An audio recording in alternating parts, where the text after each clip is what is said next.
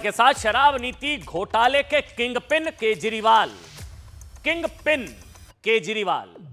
शराब नीति घोटाले के मधुशाला घोटाले के सरगना अरविंद केजरीवाल, शराब घोटाला में आरोपी नंबर 37 आरोपी नंबर 37 अरविंद केजरीवाल, शराब घोटाले में आम आदमी पार्टी आरोपी नंबर 37 अरविंद केजरीवाल, आरोपी नंबर 38 आम आदमी पार्टी। दिल्ली के मुख्यमंत्री अरविंद केजरीवाल और आम आदमी पार्टी को लेकर ये सारी बातें मैं नहीं कह रहा हूं, ये ईडी की चार्जशीट में कही गई थी। ये जो किंग पिन केजरीवाल, सूत्रधार केजरीवाल, घोटाला केजरीवाल ने, सारी चीजें मैंने नहीं कही, ये ईडी की चार्जशीट में कही गई। और ईडी की इसी चार्जशीट का संज्ञान आज राउज एवेन्यू कोर्ट ने ले लिया। ये बहुत बड़ी खबर है आज की। ईडी की इस चार्जशीट का संज्ञान आज राउज एवेन्यू कोर्ट ने ले लिया। और राउज एवेन्यू कोर्ट ने क्या कहा कि केजरीवाल के खिलाफ केस चलाने के पर्याप्त साक्ष्य हैं। इस खबर को समझिए। अरविंद केजरीवाल की मुश्किलें अब आने वाले समय में और बढ़ सकती हैं। अरविंद केजरीवाल जी का जेलवास और लंबा खिंच सकता है। इसके अलावा कोर्ट ने अरविंद केजरीवाल के खिलाफ समन जारी कर दिए हैं।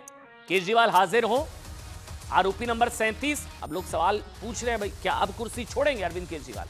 हालांकि समन जारी किया जा चुका है, केजरीवाल हाजिर हो, और 12 जुलाई को केजरीवाल को पेश होने के लिए कह दिया है। देखिए, केजरीवाल की पेशी शराब घोटाले में निजी तौर पर भी है। अब समझिए, कुछ टेक्निकल डिटेल्स हैं।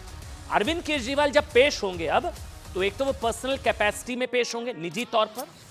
साथ ही अब चूंकि आम आदमी पार्टी आरोपी नंबर 38 है और आम आदमी पार्टी के संयोजक के तौर पर भी अरविंद केजरीवाल, संयोजक अरविंद केजरीवाल, तो पर्सनल कैपेसिटी में भी अरविंद केजरीवाल पेश होंगे और आम आदमी पार्टी के संयोजक के तौर पर भी, क्योंकि आरोपी नंबर 37 अरविंद केजरीवाल, आरोपी नंबर 38 आम आदमी पार्टी।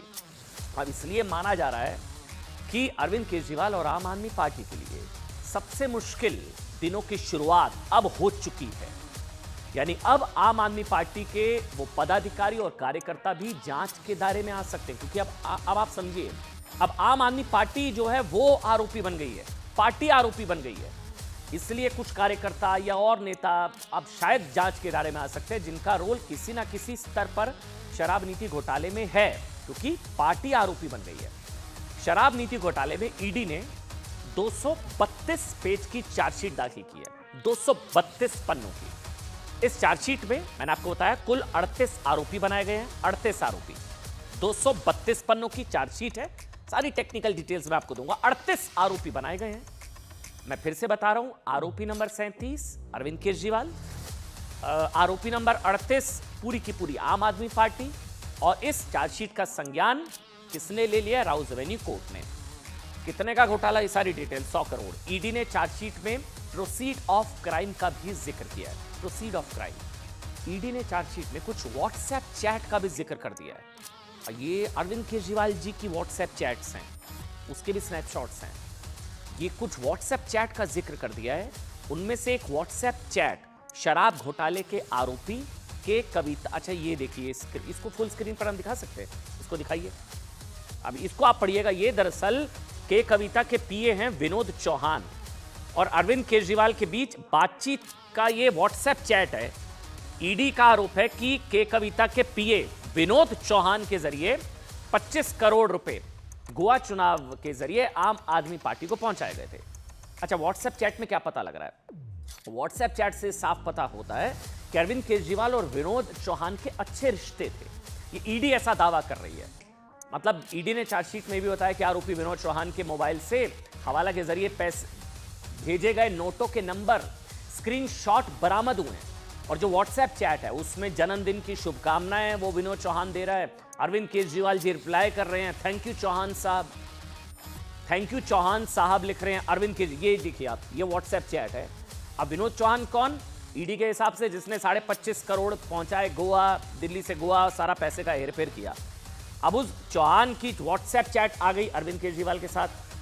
वो कह रहे हैं कि ये जानता है, विनोद चौहान जी और अरविंद केजरीवाल जी जानते हैं, इनकी बातचीत होती है। वो कोई मीटिंग कराना चाह रहे थे। अरविंद केजरीवाल ने लिखा SURE श्योर, ये देखिए श्योर, और ऊपर लिखे चीफ मिनिस्टर केजरीवाल।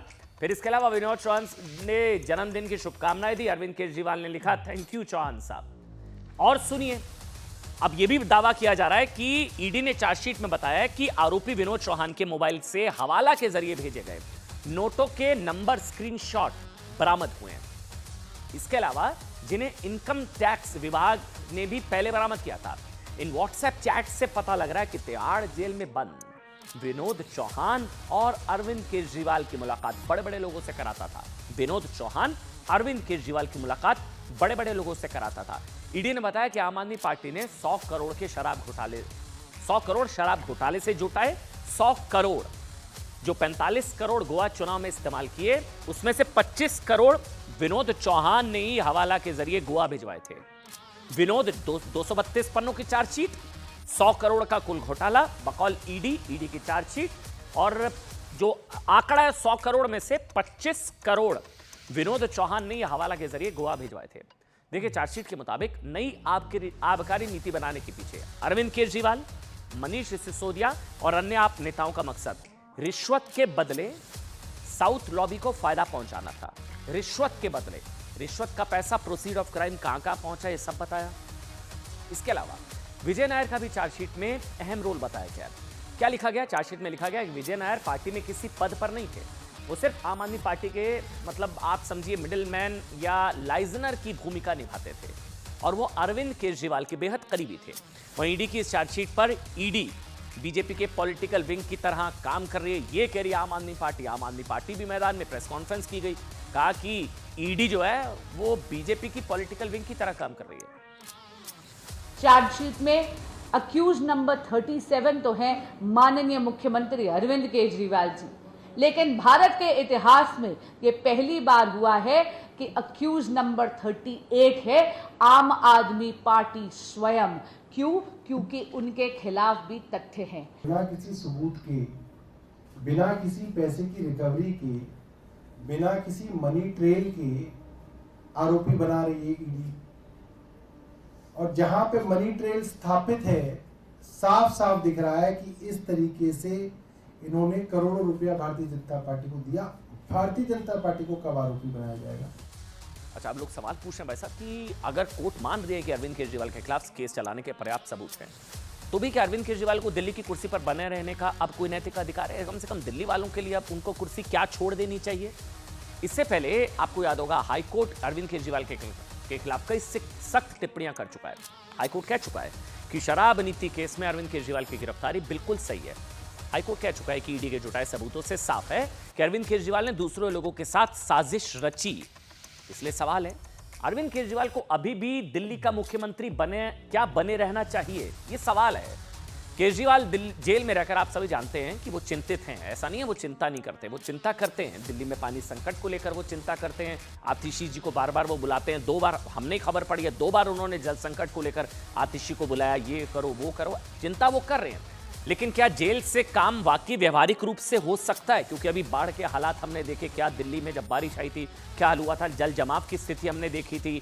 मतलब एमसीडी में भी आम आदमी पार्टी है, सरकार में भी आम आदमी पार्टी है, जलमोड़ में भी आम आदमी पार्टी है। तो सवाल उठ रहे हैं कि क्या जेल में रहते हुए दिल्ली वालों की क्या उस तरह से सेवा वो कर पाएंगे? देखिए, दिल्ली के लिए कोई काम ना करके कौन सी मतलब क्या कोई नजीर पेश हो पाएगी? क्योंकि काम तो प्रभावित होंगे। क्या केजरीवाल का ध्यान दिल्ली हित के बजाय सिर्फ कुर्सी हित या दल हित पर है? ये सवाल है, क्योंकि वो इस्तीफा नहीं दे रहे हैं। याद करिए, लोकसभा चुनाव के दौरान 21 दिन की अंतरिम जमानत को छोड़ देना, तो अरविंद केजरीवाल करीब 80 दिनों से जेल में। 80। आधुनिक भारत के लोकतांत्रिक इतिहास में ऐसी कोई नजीर नहीं है जिसमें कोई सीएम रहते हुए 80 दिनों से जेल में, मुख्यमंत्री रहते हुए सरकार चला रहा हो। जेल में हो 80 दिनों से। इससे पहले मतलब जयललिता से लेकर लालू प्रसाद यादव, हेमंत सोरेन से लेकर मधु कोड़ा, ओम प्रकाश चौटाला से लेकर चंद्रबाबू नायडू, मतलब कई ऐसे मुख्यमंत्री रहे जो गिरफ्तार हुए, लेकिन इस्तीफा हुआ। मतलब इस्तीफा हुआ, उन सभी का इस्तीफा हुआ। लेकिन आम आदमी पार्टी कहती है कि भाई संविधान में कहां लिखा है बताओ? आम आदमी पार्टी कहती है कि संविधान में ऐसा कोई प्रावधान नहीं है कि जेल जाने पर इस्तीफा देना पड़े। बिल्कुल सही बात है, मतलब संवैधानिक रूप से, वैधानिक रूप से गलत नहीं है अरविंद केजरीवाल का सीएम बने रहना। जेल जाने पर इस्तीफा देना जरूरी नहीं होता, बिल्कुल ठीक बात है। लेकिन पलट कर ये सवाल पूछा जाता है कि संविधान में ये प्रावधान संभवतः इसलिए नहीं है क्योंकि संविधान निर्माताओं ने भी शायद ये सोचा भी नहीं होगा, मतलब उन्हें अंदाजा भी नहीं होगा कि देश में एक दिन ऐसी स्थिति भी आ सकती है कि कोई मुख्यमंत्री घोटाले के आरोप में जेल में जाए, लोअर कोर्ट से लेकर हाई कोर्ट तक उसके खिलाफ गंभीर टिप्पणी करे, मुख्यमंत्री और 80 दिन जेल में रहते हुए वो सरकार चलाए, दिल्ली में संकट वाले हालात हों और वो पलट के पूछे कि बताओ संविधान में कहां लिखा है। और इसी को लेकर अब जबरदस्त बवाल जो है वो होता हुआ नजर आ रहा है। आगे बढ़ेंगे। आज की एक और बड़ी खबर, बॉर्डर एरिया में किस तरह से खतरे की घंटी का जिक्र आरएसएस ने कर दिया है। बॉर्डर एरिया में बड़े मुस्लिम, अब बात उसकी